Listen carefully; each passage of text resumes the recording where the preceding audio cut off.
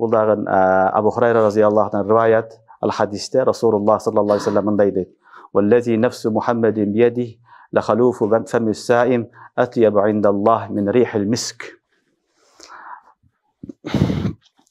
Бул хадисте пайгамбарыбыз саллаллаху алейхи вассалам айтат: адамдын оозунан чыккан жыт, жагымдуу жыт Аллахтын астында мисктен дагы жакшыраак дейт.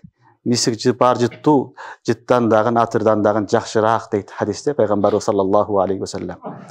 Негизи адам орозо кармаганда балдар оозунан бир жагымсыз жыт чыгат.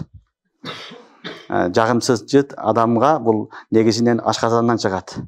Ашказан иштебей бош калгандан кийин ошол боштуктан себебинен жыт чыга баштайт. Бул тишинен оозунан эмес, бул ашказандан чыгат.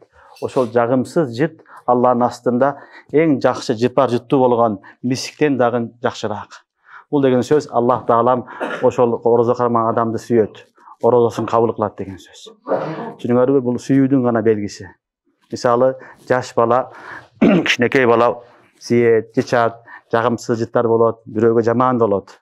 Бирок апасыга билинбейт. Башка адам аны жийиркенет.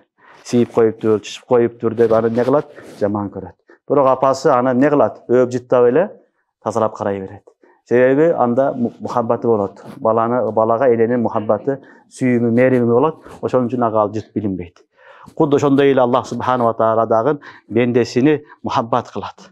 Бендесиге мухаббат кылып, анын ичинен чыккан жаман жыт Аллах үчүн орозо кармаган үчүн Аллах субханаху ва таала ага эмне кылат экен?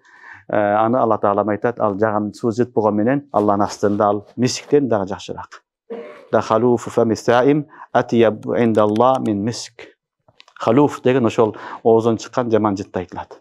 Демек, некен орозо кармаганда тарбия болуш үчүн ачка жүрөбүз, кечке чейин ошо жүргөндө кээде чаңкап, башка болуп, оозуңардан жаман жыттар чыгышы мүмкүн баарыбыздын.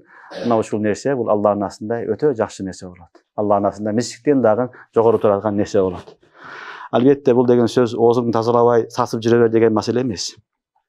Оозуңду кадимкидей жубасың, щоткаң менен мисвак кылсаң болот. Мисвак кыласың, эртең менен ооз жапканда оозуңду чайкап паста менен жуусаң да болот. Бардыгы болот. Бирок ошо менен чогуу эмне болот? Кээде жыттар чыгат. Бул жыт атьябу индаллах мин миск. Аллахтын астында мисиктен дагы жогору турат. Ошончо жааткыл болбостон, иншалла Рамазан келди. Алла таалам баарыбызга күч кубат берсин, туура орозо кармаганга товфик берсин.